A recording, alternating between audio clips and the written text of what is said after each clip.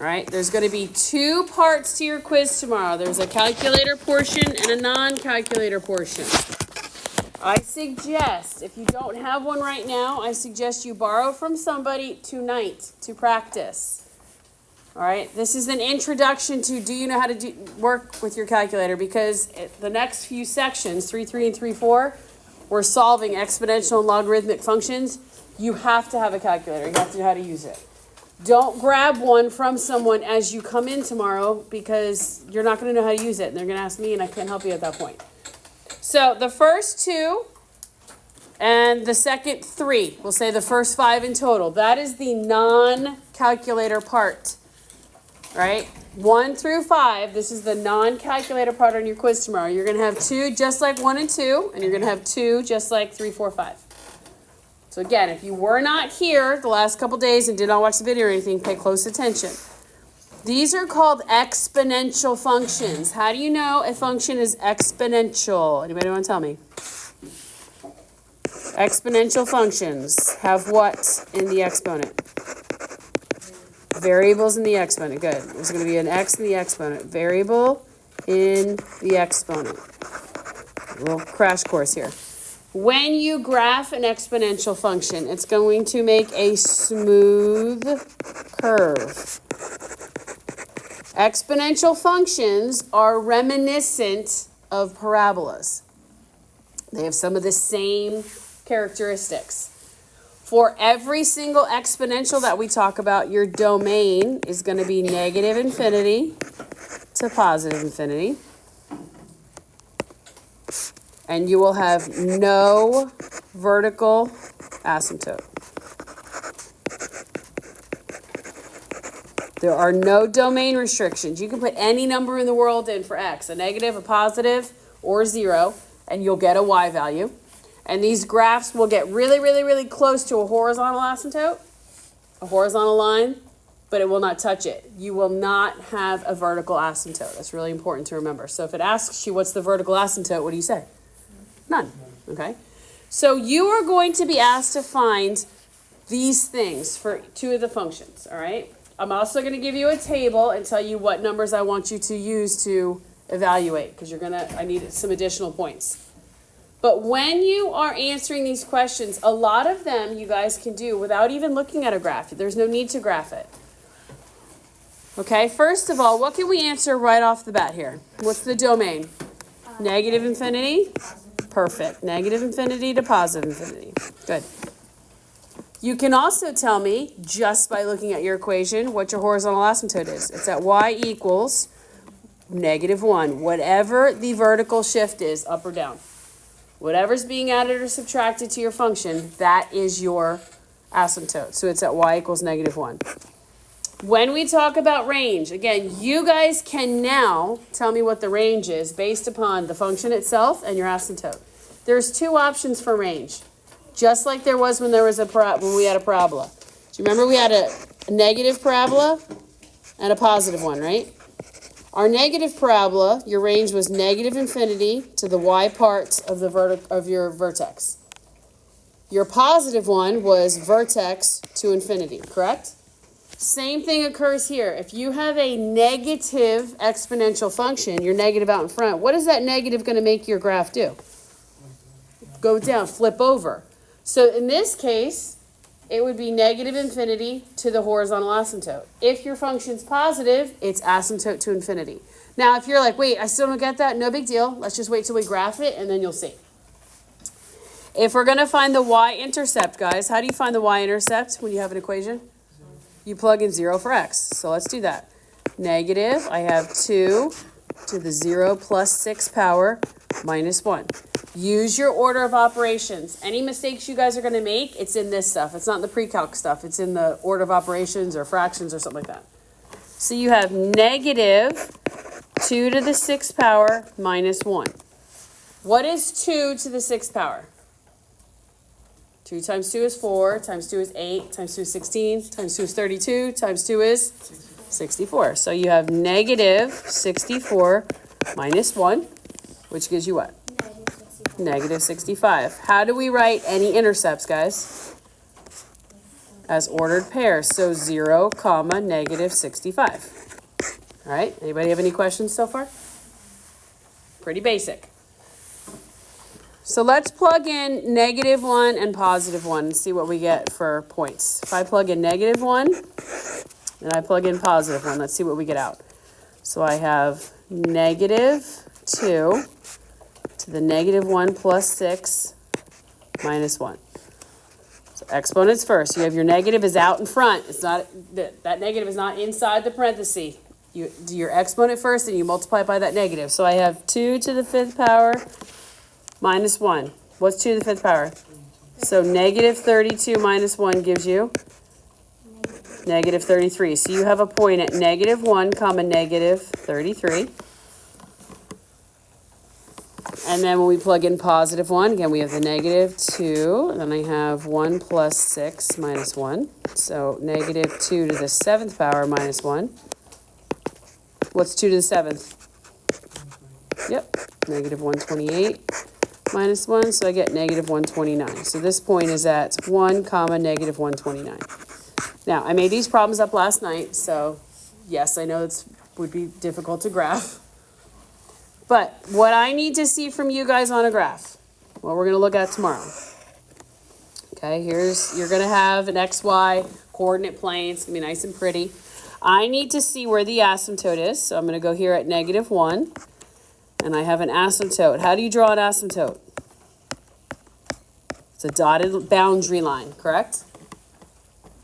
Other things I need to see. I'm going to need to see the y-intercept. Where is -65? Is it above the x-axis or below it? It's below. So we'll just stick it right here, all right? Obviously, it's hard to see. But we also use an x value of 1, and we also use an x value of -1. So in regards to your -65, guys, right? When we plugged in -1, we got -33. Where does that fall? It's in between what? 0 and -65?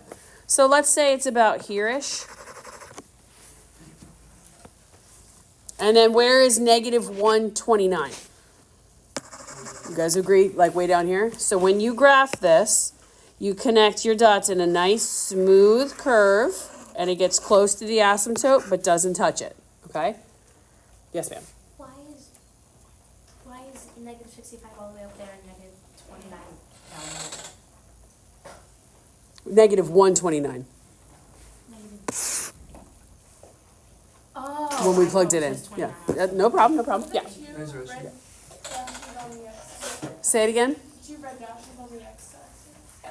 +1 and -1.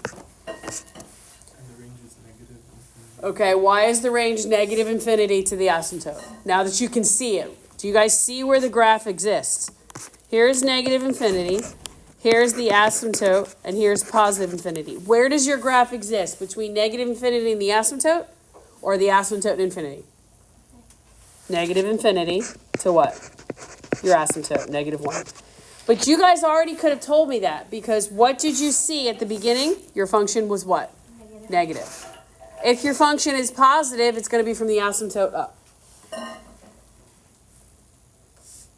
Is there a vertical asymptote? No. No.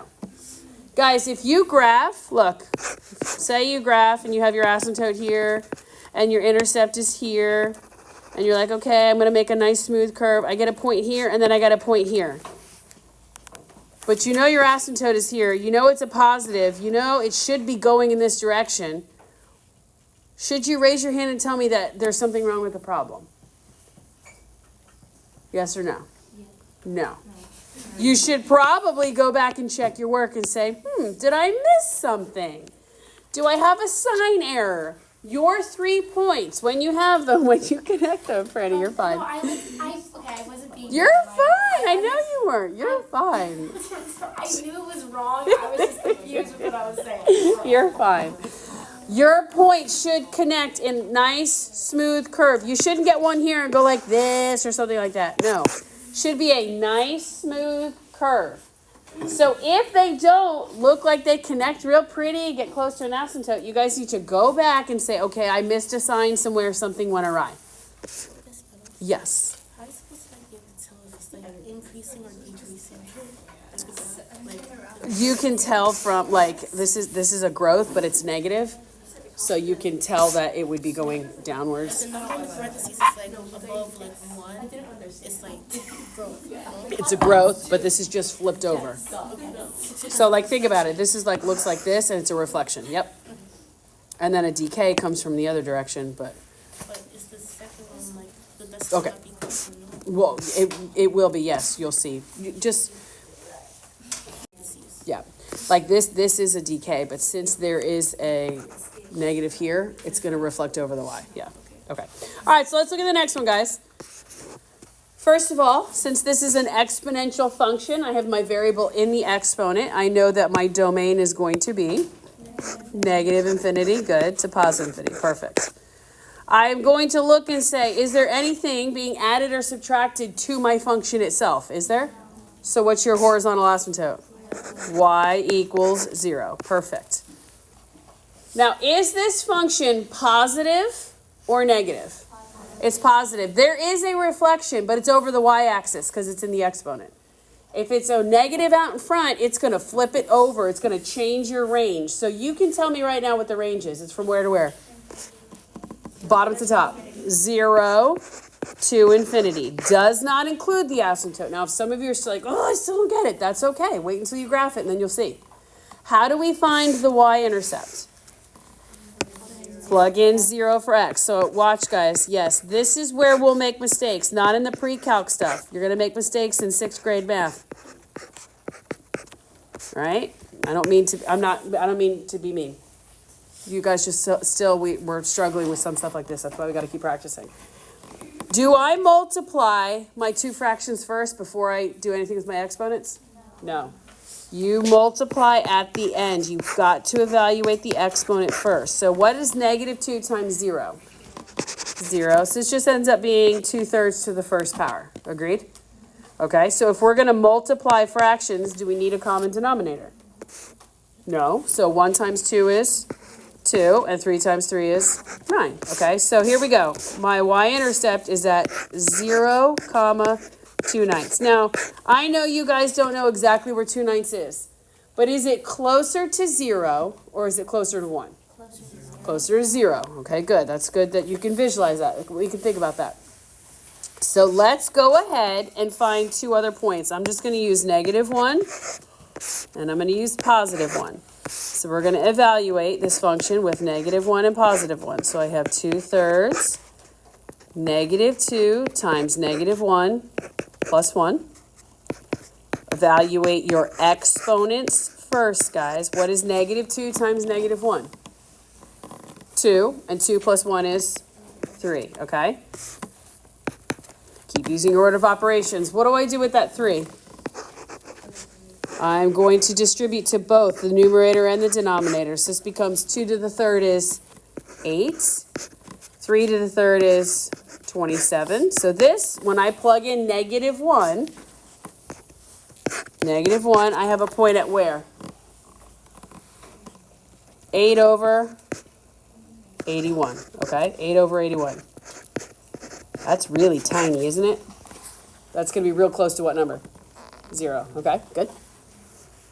All right, now I'm going to come over here. I'm going to plug in. I'm going to evaluate using +1 because we're trying to figure out where this is going to cross on the x-axis, or if it does, that sort of a thing. So I have 2/3. I have -2 times 1 plus 1. Okay, so you keep your 1/3 out here, your 2/3 out in front. Guys, what's -2 times 1?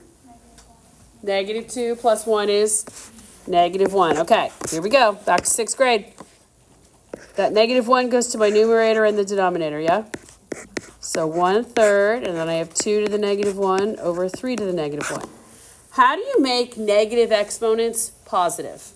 You flip them. If it's in the numerator, put it in the denominator. If it's in the denominator, put it in the numerator. So this becomes 1/3 times what? 3 over 2. So guys, what is this point here? 1/2. Very good. Very good. So we have 3 points that we're going to put on our graph. So here's you guys, like I said, tomorrow, you're going to have your own beautiful coordinate plane that I put on there. First, When we graph on the quiz, do you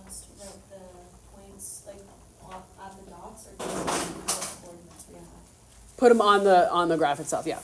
So look, here is my asymptote. I know it's an asymptote because I'm drawing a nice, pretty dotted line. I will have, you guys can use my color pencils, that's fine. All right, and I'm going to put 1 right here on the graph. So where is my, what am I trying to say? Where's my y-intercept? At 2/9, right? So say it's here-ish. It's not all the way quite to half. So then I also plugged in -1 and I plugged in +1. So when I plugged in -1, what was the point that I got? 8/81. Okay, it's bigger than 0, right? But it's really tiny. We know it's small, so it's going to be like here-ish. And then when I plugged in +1, what did I get out? 1/2. So kind of in the middle there. So I'm going to go along my asymptote, and I'm going to, in a nice smooth curve, I'm going to connect my dots, and then there's my graph. So if some of you are like, oh, now I got to try and figure out the range. Well, think about this. This is -infinity here. Here's your asymptote, and then here's +infinity. Where does your graph exist? From -infinity to the asymptote, or the asymptote to infinity? Asymptote to infinity. But we already knew that at the beginning because our function was what? Positive. If it's negative, it's going to be -infinity to the asymptote every single time. Yeah. All right, so 2 of those on your quiz tomorrow.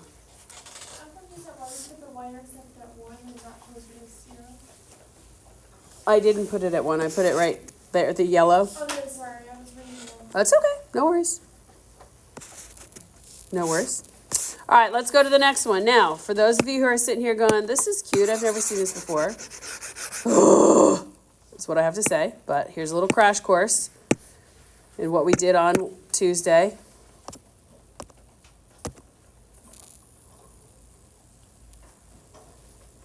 This is still, okay, what we did on Tuesday. So 1-to-1 property. What I want you to write here is get bases the same, all right? The whole premise behind solving using the 1-to-1 property means you have an equation to where you can somehow algebraically manipulate both bases to be the same. You will have 2 of these on your quiz that I'm telling you to use the 1-to-1 property so you can make the bases the same. You just guys got to think a little bit. So understand 5 and 25 and number 3 are the bases that I'm talking about.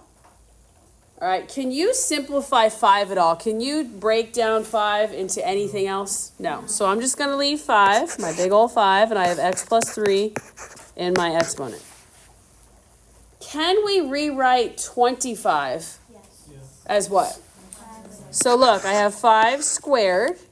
It's the same as 25, right? And then you still have your exponent here of -6x minus 4. The whole premise behind the 1-to-1 property is once the bases are the same, you can cross them off. And then you set the exponents equal to each other. So x plus 3 equals, go ahead and distribute. So -12x minus 8. Questions? And now, guys, all you do is just solve this basic equation. Move x's to one side, numbers to the other. I'm going to go ahead and add 12x to both sides. And then I'm going to subtract 3.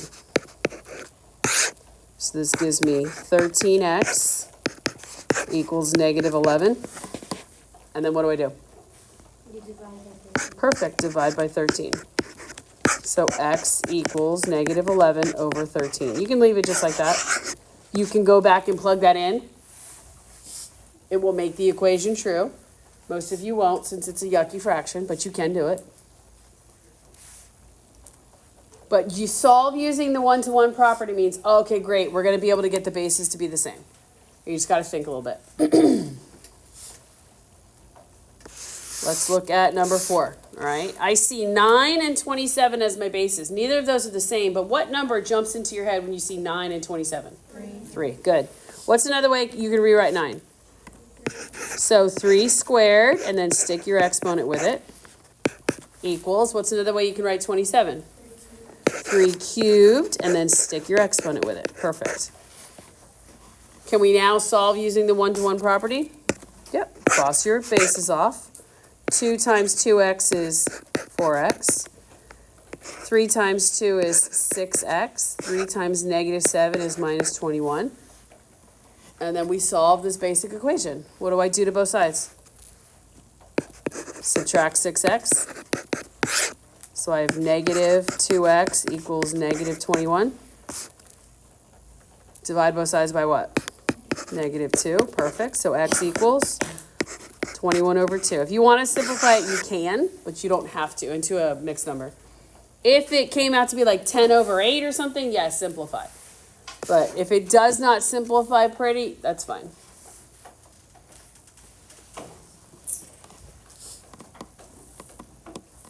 Yeah? All right, scoot along. This one's a little different. Before you try to do anything, I would say, okay, I don't want to work with fractions. I would like to make everything whole numbers. So I'm going to rewrite 8, and I have my negative 3x plus 2. And I'm going to rewrite 1 over 4.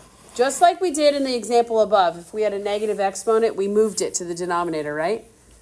Well, how could I move 4 to the first power? I could move it up and say this is 4 to the negative 1, and I still have the x. If you need to move, if you have a fraction and you want to move a denominator to the numerator, you absolutely can do that. Just make the exponent negative when you move it up. Now I look at 8 and 4, and they're not the same, but what number jumps out at you? 2. I can rewrite this as 2 to the third power, right? And then I keep my negative 3x plus 2 in the exponent. I can rewrite 4 as 2 squared, correct? And then I have my negative 1x in the exponent. And now that the bases are the same, what can we do? Cross them off and solve, right? So distribute. You have negative 9x plus 6 equals, what's negative 2x? And now solve. I'm going to add 9x to both sides. 6 equals 7x. And then do what? Divide both sides by 7. So x equals 6 over 7. All right, so the first 4, the non-calculator part of your quiz is right there. This is not going to take you the whole class period. I'm not giving you the whole class period. You're probably going to have like 8 to 10 minutes to do the calculator part, and then maybe 20 minutes to do this second part. All right, it's pretty basic, pretty straightforward.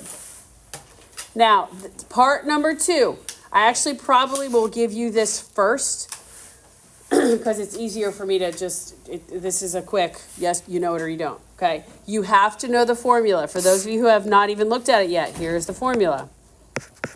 Write it down. You need to know it. It's 1 plus r over n, and then raised to the n times t. We'll talk about what each piece means, all that good stuff. Now, I don't mean this negatively. Yeah, I don't mean this negatively, guys, but your calculator is only as smart as the user. Meaning, if you don't put it into the calculator right, you're not going to get the right answer out. So it's really important. If you have a calculator with you now, you need to run through this and practice with me just to make sure that you're putting it in correctly. But let's talk about what these different pieces mean. P is the amount you start with. It's your initial amount. It's whatever you're taking to the bank to put in the bank account. Your R is your interest rate. And I'm going to say this, I'm going to say it a million times. You have to use it as a decimal. We'll talk about that in 1 second. T is time. It's always in years. And then your end value. This is what's really, really important to pay attention. This is how your money is compounded.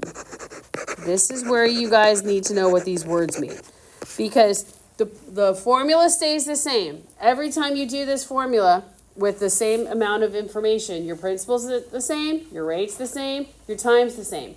How the money is compounded is what's going to change here. So when I say the term weekly, everything is based on years, guys. So weekly, how many weeks are in a year? 52. So your end value is 52. Weekly is 52. Everything is based on a year. So if I say monthly, how many months are in a year? 12. Good. When I say quarterly, if I break those 12 months into quarters, 4 parts, right? Quarters means 4. Quarterly means 4. What is daily? Okay, 365. What is semi-annually? 2, good. Weekly, quarterly, monthly, daily, semi-annually. What about if I said yearly? 1, okay. That would be tricky, right? You guys would be like, whoa, no. Okay, so look, let's write this down, and I want you guys to follow along with me. Tell me, look at the information I gave you. What is the initial amount that we start off with? How much money we put in the bank? 24,500. Okay, good. Then I have 1 plus. Look what I'm doing. I'm putting this in parentheses. In your calculator, you need to put it in like this. What is your interest rate that I gave you? 2.7%. Okay, I gave you an interest rate of 2.7%. Guys, how that's written, is that a decimal? No, that's a percent. There's a decimal in it, but in order to get that percent to go away, you have to divide by 100. You have to move the decimal over. That will eliminate your percentage. So your interest rate is 0.027, and it's compounded how? Weekly, so 52. And then we're going to raise that to what power? 52 times 4. Now, looking at this, I need you guys to pay attention to what I did. Notice the parenthesis inside of the parenthesis, the one in blue. And then notice I put the exponent in parentheses. If you guys don't do that in your calculator will use order of operations the way that it should, and you'll get the wrong answer. You have to tell your calculator, hey, divide 0.027 divided by 52 first, then add it to 1, then raise it to the 52 times 4 power, not 52 times 4 without the parentheses. Really important. Come on.